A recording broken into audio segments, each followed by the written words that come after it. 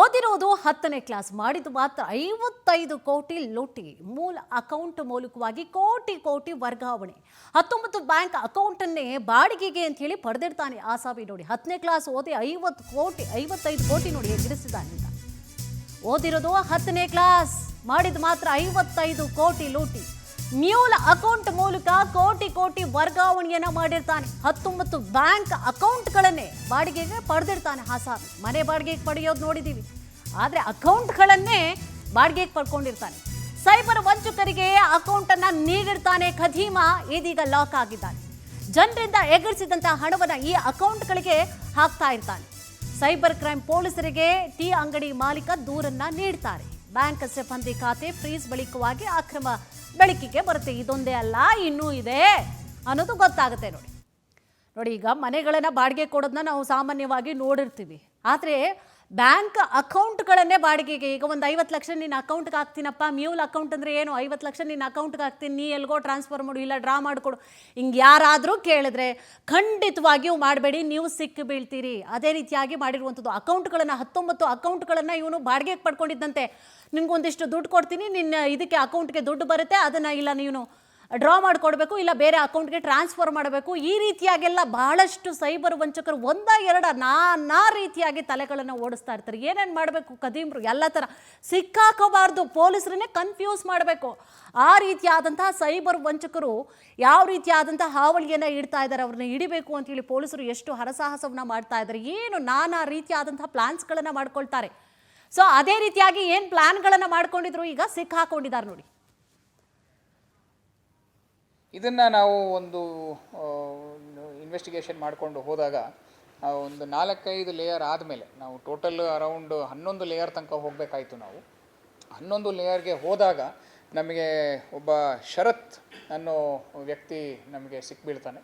ಅವನು ಈ ಶರತ್ ಅನ್ನೋನು ಮೂಲತಃ ಇಲ್ಲಿ ಅವನು ಡ್ರೈವರ್ ಕೆಲಸ ಮಾಡಿಕೊಂಡು ಒಂದು SSLC ಓದ್ಕೊಂಡಿರ್ತಾನೆ. ಈ ಶರತ್ತು ಒಂದು ಮ್ಯೂಲ್ ಅಕೌಂಟ್ ಸ್ಕ್ಯಾಮನ್ನು ಅವನು ಪ್ಲ್ಯಾನ್ ಮಾಡ್ಕೊಂಡಿರ್ತಾನೆ.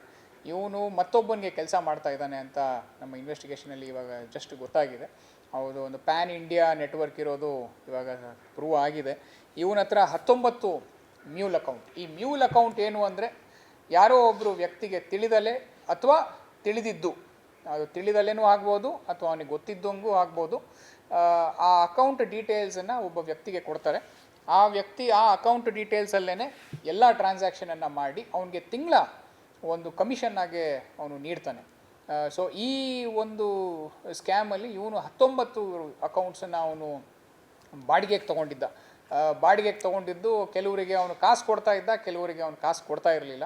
ಈ 19 ಅಕೌಂಟಲ್ಲಿ ಸುಮಾರು 55 crores 55 ಕೋಟಿ ವರ್ತು ಒಂದು.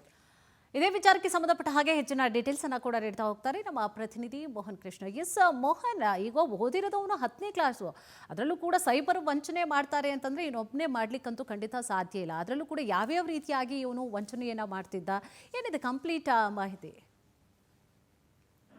ಹೌದು ಕುಸುಮ, ಏನೋ ಈ ಪ್ರಕರಣದಲ್ಲಿ ಶರತ್ ಎಂಬ ಕಾರು ಡ್ರೈವರ್ ಈ ಬ್ಯಾಂಕ್ ಖಾತೆಗಳನ್ನ ಅವ್ರಿಗೆ ಏನು ಗ್ರಾಹಕರಿಗೆ ಗೊತ್ತಿಲ್ಲದೆ ಈ ಒಂದು ಹಣಕಾಸಿನ ವ್ಯವಹಾರ ನಡೆಸುತ್ತ, ಅದ್ರಲ್ಲೂ ಕೂಡ ಕೋಟಿಗಟ್ಟಲೆ ಹಣದ ವ್ಯವಹಾರ ಇಲ್ಲಿ ನಡೆದಿರುತ್ತೆ. ಒಬ್ಬ ಟೀ ಅಂಗಡಿಯ ಮಾಲೀಕ ಈ ಬಗ್ಗೆ ಸೈಬರ್ ಕ್ರೈಮ್ಗೆ ದೂರನ್ನ ದಾಖಲಿಸ್ತಾನೆ. ಆನ್ಲೈನ್ ಸಂಬಂಧಿತ ಪ್ರಕರಣವನ್ನ ದಾಖಲಿಸ್ತಾನೆ. ಯಾಕಂತ ಹೇಳಿದ್ರೆ ಇವನ ಅಕೌಂಟ್ ನ ಬ್ಯಾಂಕ್ ನಲ್ಲಿ ಫ್ರೀಸ್ ಮಾಡಲಾಗಿರುತ್ತೆ. ಈ ಸಂಬಂಧ ಬ್ಯಾಂಕಿಗೆ ಹೋಗಿ ಕೇಳಿದಾಗ ನಿಮ್ಮಲ್ಲಿ ಕೋಟಿಗಟ್ಟಲೆ ಹಣ ಟ್ರಾನ್ಸಾಕ್ಷನ್ ಆಗಿದೆ, ನಾನು ಒಬ್ಬ ಟೀ ಅಂಗಡಿ ನಡೆಸೋನು ಇದೇಂಗೆ ಆಗತ್ತೆ ಅಂತ ಹೇಳಿ. ಸೊ ಈ ರೀತಿನಲ್ಲಿ ಹಣದ ವ್ಯವಹಾರ, ಮೋಸದ ವ್ಯವಹಾರ ಆಗಿರೋಂಥದ್ದು ಗೊತ್ತಾಗುತ್ತೆ. ಹಣದ ವರ್ಗಾವಣೆ ಮಾಡ್ತಾ ಇರೋದು ತಿಳಿದು ಬರುತ್ತೆ. ಈ ಬಗ್ಗೆ ತನಿಖೆ ಆರಂಭಿಸಿದಾಗ ಶರತ್ ಎಂಬ ವ್ಯಕ್ತಿ ಏನು ಕಾರಿನ ಚಾಲಕ ಇರ್ತಾನೆ. ಶರತ್ ಶಿವಮೊಗ್ಗದ ಕೆಳಗಿನ ತುಂಗಾನಗರದ ನಿವಾಸಿ. ಈತ ಚಾಲಕ. SLC ಮಾತ್ರ ಓದಿದ್ದು, ಮ್ಯೂಲ್ ಅಕೌಂಟ್ ನಡೆಸಿದ್ದ ಅಂತ ಹೇಳಲಾಗ್ತದೆ. ಈ ಮ್ಯೂಲ್ ಅಕೌಂಟ್ ಅಂತ ಹೇಳಿದ್ರೆ ಇನ್ನೊಬ್ಬರ ಅಕೌಂಟ್ಗಳನ್ನ, ಸುಮಾರು 16 ಅಕೌಂಟ್ಗಳನ್ನ ಬಾಡಿಗೆಗೆ ಪಡೆದು ಎಲ್ಲೆಲ್ಲಿ ಸೈಬರ್ ಕ್ರೈಮ್ ಆಗತ್ತೆ, ಮತ್ತೆ ಅಕೌಂಟ್ ಮೂಲಕ ಎಲ್ಲಿ ಹಣದ ವ್ಯವಹಾರ ಅಂದ್ರೆ ನಿಮಗೆ ಗೊತ್ತಿಲ್ದಂಗೆ ಹಣವನ್ನ ಅಲ್ಲಿ ಲಪಟಾಯಿಸಿ ಇರುತ್ತಾರೆ. ಆ ಹಣಗಳನ್ನ ಈ ಅಕೌಂಟ್ಗಳಿಗೆ, ಈ ಮ್ಯೂಲ್ ಅಕೌಂಟ್ಗಳಿಗೆ ಟ್ರಾನ್ಸಾಕ್ಷನ್ ಮಾಡ್ಲಾಗತ್ತೆ. ಈ ಅಕೌಂಟ್ಗಳನ್ನ ಸುಮಾರು 19 ಅಕೌಂಟ್ಗಳನ್ನ ಈ ಶರತ್ ಮ್ಯೂಲ್ ಅಕೌಂಟ್ ನ ನಡೆಸಿರ್ತಾನೆ. ಅವರಿಗೆ ಕಮಿಷನ್ ಅಥವಾ ಬಾಡಿಗೆ ಕೂಡ ನೀಡ್ತಾ ಇರ್ತಾನೆ. ಈತ ದಿಲ್ಲಿ ಮೂಲದ ಒಬ್ಬ ಯುವಕನಿಗೆ ಈತ ಕೆಲಸ ಮಾಡ್ತಿದ್ದಾನೆ ಅಂತಾನು ಕೂಡ ತಿಳಿದು ಬಂದಿದೆ. ಈತನಿಗೆ ಪ್ಯಾನ್ ಇಂಡಿಯಾ ನೆಟ್ವರ್ಕ್ ಇರೋದು ಕೂಡ ಇದೀಗ ಗೊತ್ತಾಗಿರುವಂತದ್ದು. ಡೀಟೇಲ್ಸ್ಗಾಗಿ.